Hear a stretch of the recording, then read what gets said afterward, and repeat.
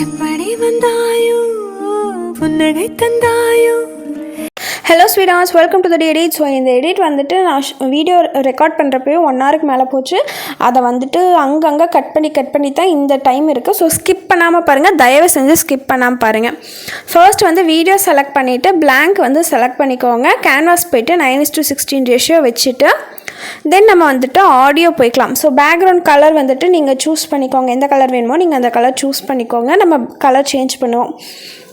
Audio போய்க்கோங்க. Music போயிட்டு extract audio from வீடியோலேருந்து நான் வந்து சாங் வந்து வீடியோலேருந்து எக்ஸ்ட்ராக்ட் பண்ணிக்கிறேன். உங்களுக்கு வேணும்னா கீழே இருக்க ஆடியோலேருந்து நீங்கள் செலக்ட் பண்ணிக்கோங்க.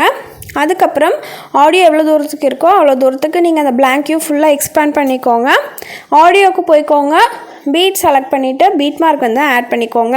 ஸோ நான் முடிஞ்ச அளவுக்கு ஸ்பீடாக போவேன், ஏன்னா இதுவே ரொம்ப இழுத்துட்டே போகும். ஸோ டைம் ரொம்ப இருக்காது. ஸோ இதெல்லாம் என்னோடய எல்லா வீடியோஸ்லேயும் சொல்கிறதா, அதனால் நான் இதெல்லாம் நான் ஸ்கிப் பண்ணிக்கிறேன். பீட் மார்க் ஆட் பண்ணிக்கோங்க. ஆட் பண்ணதுக்கப்புறம் நம்ம வந்து கரெக்டாக அந்த பீட் மார்க் இருக்கிற இடத்துலையெல்லாம் நம்ம அந்த பிளாங்க்கு நம்ம இருக்குல்ல பேக்ரவுண்ட், அதை வந்து இந்த மாதிரி ஸ்ப்ளிட் பண்ணிக்கோங்க. ஃபுல்லாமே எல்லாமே ஸ்ப்ளிட் பண்ணிவிட்டு நம்ம வந்து அந்த ஸ்ப்ளிட் பண்ண ஒவ்வொரு இதுலேயும் கலர் சேஞ்ச் பண்ண போகிறோம் பேக்ரவுண்டுக்கு. ஓகேவா? ஸோ நம்ம எங்கெல்லாம் பேக்ரவுண்ட் வந்து ஸ்ப்ளிட் பண்ணியிருக்கோமோ ஒவ்வொரு பேக்ரவுண்டுக்கும் ஒவ்வொரு கலர். ஸோ இதே மாதிரி எல்லா பேக்ரவுண்டுக்குமே நீங்கள் வந்துட்டு கலர் சேஞ்ச் பண்ணிக்கோங்க. ஸோ இதுக்கப்புறம் நம்ம 1 by 1 எடிட் பண்ணலாம். ஃபர்ஸ்ட் வந்து நம்ம டெக்ஸ்ட் எடிட் பண்ணிக்க போகிறோம். டெக்ஸ்ட்டுக்கு போயிட்டு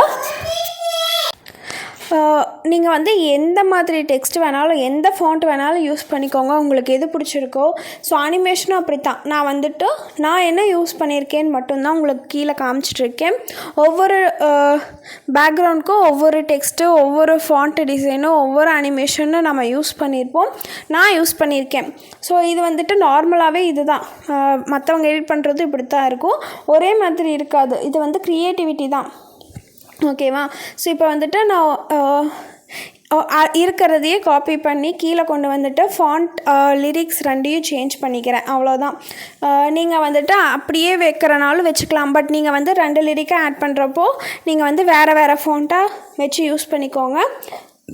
அனிமேஷன் வந்துட்டு உங்கள் இஷ்டம் தான். நான் இப்படியே வச்சுக்கிறேன். இதுக்கப்புறம் ஹார்ட் ஃபாண்ட்டு. ஸோ இந்த ஃபாண்ட் வந்துட்டு நான் கொடுத்துட்றேன், மர்சிஃபுல் ஹார்ட் டூடில். இது வந்துட்டு நம்ம நிறையா வீடியோஸில் யூஸ் பண்ணியிருப்போம். இதில் வந்து ஸ்மால் ஏ கொடுத்தீங்கன்னா உங்களுக்கு இந்த ஹார்ட் கிடைக்கும். நீங்கள் எந்த இது வேணாலும் யூஸ் பண்ணிக்கோங்க. இதை ஃபுல்லாக இந்த மாதிரி சைஸ் இன்க்ரீஸ் பண்ணிவிட்டு ஒப்பாசிட்டியில் போய்ட்டு ரெடியூஸ் பண்ணிக்கோங்க வேல்யூ இந்த மாதிரி. ஸோ இதை அனிமேஷன் ஆஃப் பண்ணிக்கோங்க. இதையும் ஃபர்ஸ்ட் வரலும் வச்சுக்கோங்க இந்த மாதிரி. ஓகேவா? அந்த முடிகிற வரலும், ஃபர்ஸ்ட் பேக்ரவுண்ட் முடிகிற வரையிலும். ஸோ இதே மாதிரி நம்ம அடுத்தது இப்போ பார்த்திங்கனாவே நான் அடுத்த டெக்ஸ்ட் வந்து டைப் பண்ணிட்டேன். ஒப்பாசிட்டி வந்து நம்ம அந்த ஹார்ட்டில் குறைச்சதுனால இதை நான் வந்து இன்க்ரீஸ் பண்ணிக்கிறேன். ஃபாண்ட்டு சேஞ்ச் பண்ணியிருக்கேன். ஓகேவா? ஸோ இதில் வந்து நான் வந்து இது ஒரே ஒரு லிரிக் மட்டும் வச்சுக்கிறேன். இன்னொரு லிரிக் வந்து நம்ம டெக்ஸ்ட் அந்த இமேஜுக்கு மேலே நான் கொண்டு வர மாதிரி வைக்க போகிறேன்.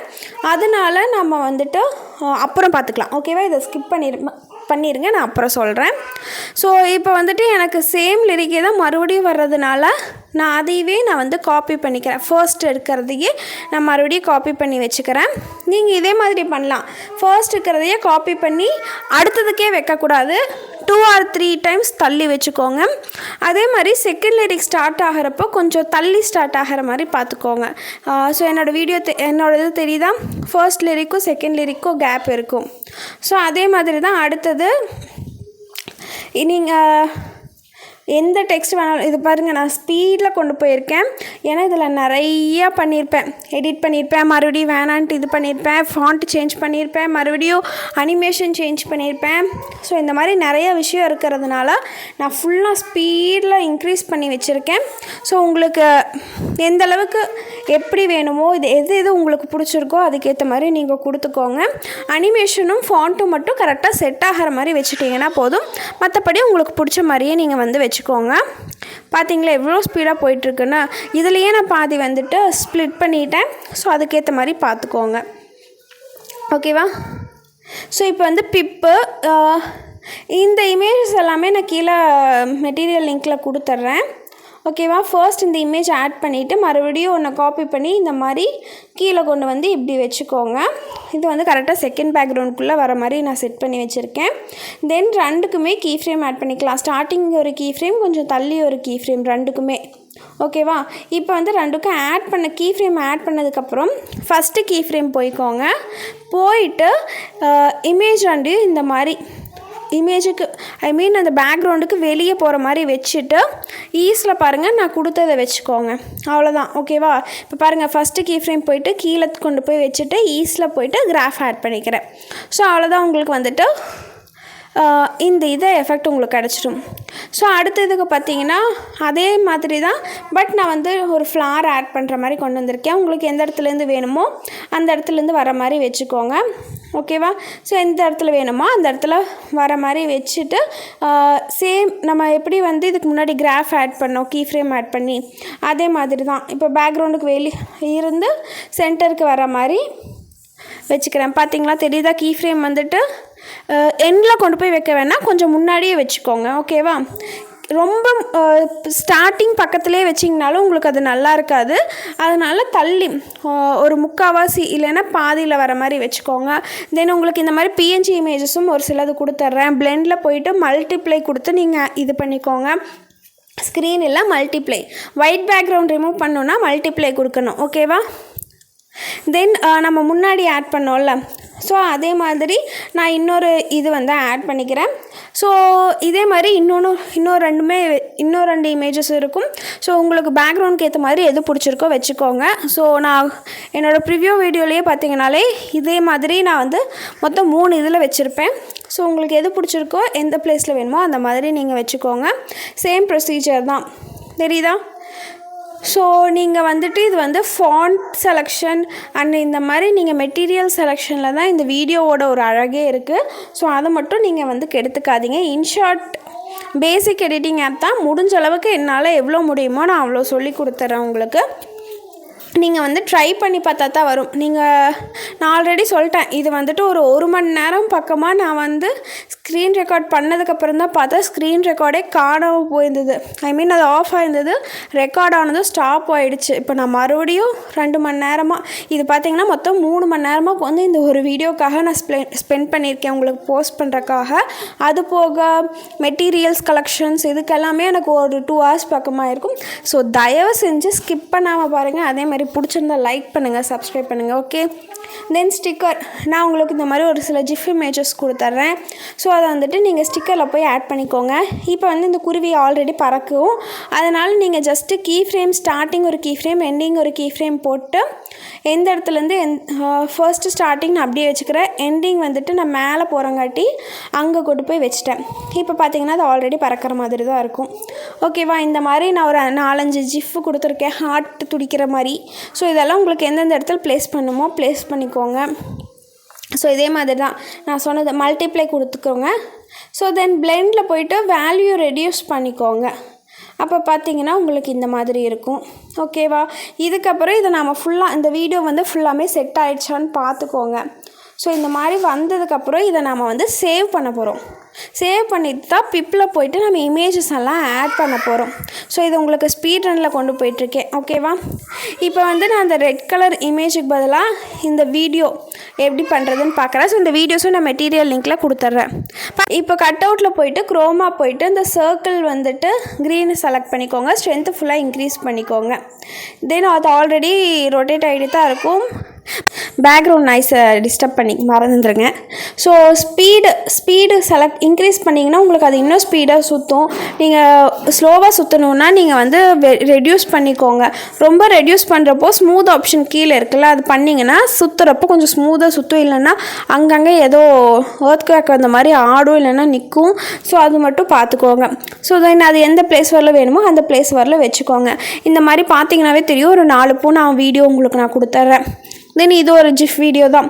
ஸோ இது வந்துட்டு நான் ஸ்டிக்கரில் ஆட் பண்ணாமல் பிப்பில் ஆட் பண்ணியிருக்கேன். எதுக்காகனா நான் அதனோட ஸ்பீடை ரெடியூஸ் பண்ணுறக்காக. ஸ்டிக்கரில் நம்ம அந்த மாதிரி பண்ண முடியாது. ஸோ அதனால் நான் பிப்பில் கொண்டு வந்திருக்கேன். பிப்பில் ஆட் பண்ணுறப்போ நம்மளுக்கு வந்து அது கரெக்டாக ஒரு தடவை தான் வரும். ஸ்டிக்கராக இருந்தால் அது ரொட்டேட் மறுபடியும் லூப்பில் அது ப்ளே ஆகிட்டே இருக்கும். பட் பிப்பில் வந்து அந்த மாதிரி நடக்காது. ஓகேவா?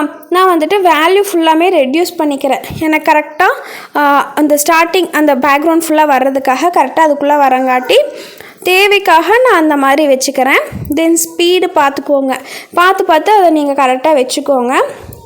ஸோ உங்களுக்கு அந்த மாதிரி பிளாக் கலரில் மேலே வந்துச்சுன்னா மறுபடியும் ரீப்ளேஸ் போயிட்டு மறுபடியும் அதே ஸ்டிக்கரை செலக்ட் பண்ணிங்கன்னா போதும். ஓகேவா? ஸோ இதுக்கப்புறம் நம்ம வந்து இமேஜஸ் ஆட் பண்ண போகிறோம். அதுக்கு முன்னாடி இதை நான் வந்துட்டு எக்ஸ்போர்ட் பண்ணிக்கிறேன்.